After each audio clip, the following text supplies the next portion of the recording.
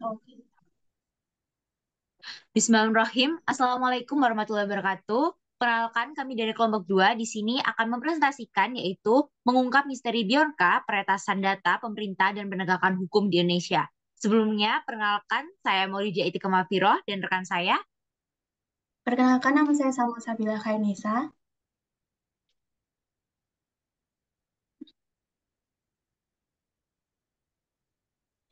Nama Bjorka menghebohkan publik tahun 2022 lalu.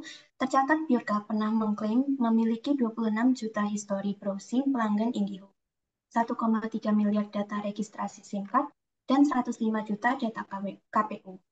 Bjorka menyebarkan data pribadi sejumlah pejabat publik seperti Menteri Kominfo, Johnny Plate, dan juga membuka sejumlah surat yang ditunjukkan kepada Presiden Joko Widodo. Selanjutnya, kerugian yang didapatkan oleh korban.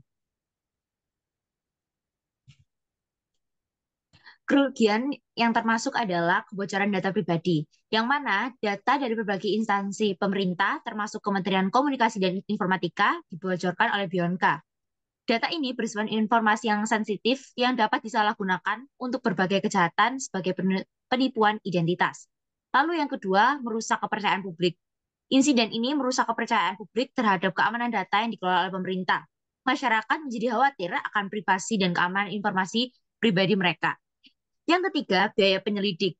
Upaya untuk menyelidiki dan menangkap Bjorka melibatkan sumber daya yang signifikan, termasuk kerjasama dengan berbagai instansi internasional dan penggunaan teknologi canggih untuk melacak pelaku.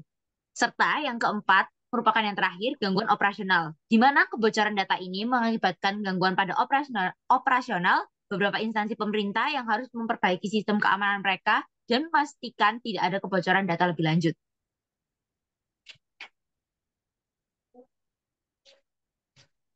Selanjutnya yaitu undang-undang dan pasal yang dilanggar.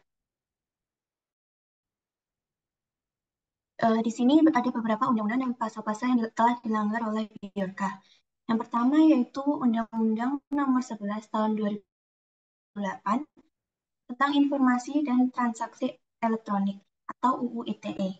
Yang kedua yaitu Pasal 30, yaitu melanggar sistem elektronik milik orang lain dengan cara apapun.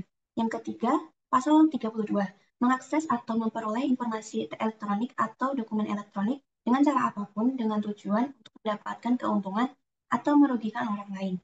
Yang keempat, Pasal 36, setiap orang dengan sengaja dan tanpa hak atau melawan hukum melakukan perbuatan apapun yang berakibat merugikan orang lain. Yang kelima yaitu Undang-Undang Nomor 19 Tahun 2006 tentang perubahan atas Undang-Undang Nomor 11 Tahun 2008 tentang informasi dan transaksi elektronik. Dan yang terakhir yaitu Pasal 48, yaitu setiap orang yang dengan sengaja dan tanpa hak atau melawan hukum mengakses sistem elektronik milik orang lain dengan cara apapun. Di sini terdapat hasil penegakan hukumnya. Yang pertama yaitu penyelidikan dilakukan oleh pihak kepolisian dan Kominfo setelah kebocoran data dilaporkan. Penyelidikan ini melibatkan analisis forensik digital untuk melacak sumber kebocoran dan pelaku di baliknya. Yang kedua yaitu penyidikan. Berdasarkan hasil penyelidikan di awal, penyidikan lebih lanjut dilakukan untuk mengidentifikasi dan mengumpulkan bukti terhadap Bjorka. Ini termasuk kerjasama dengan instansi internasional dan penggunaan teknologi canggih untuk melacak pelaku. Yang ketiga yaitu penangkapan. Pada September 2022, pihak kepolisian berhasil menangkap seseorang yang diduga sebagai Bjorka.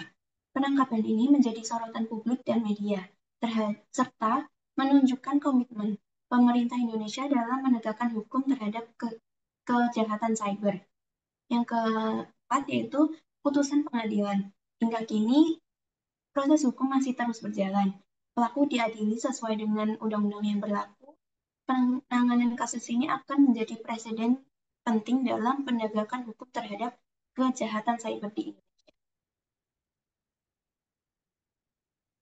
Selanjutnya, ada kesimpulan dari permasalahan ini, kasus hacker Bjorka yang melibatkan kebocoran data dari berbagai instansi pemerintah Indonesia menyoroti kerentanan keamanan cyber negara tersebut dan dampak luas yang mengakibatkan oleh serangan cyber. Kasus ini juga menyoroti pentingnya keamanan cyber yang kuat, edukasi publik tentang perlindungan data, respons cepat terhadap insiden, dan kerjasama internasional dalam menangani kejahatan cyber. Insiden ini juga menekankan kebutuhan akan regulasi yang jelas dan penegakan hukum yang tegas, serta investasi dalam teknologi dan sumber daya untuk menghadapi ancaman cyber yang semakin canggih.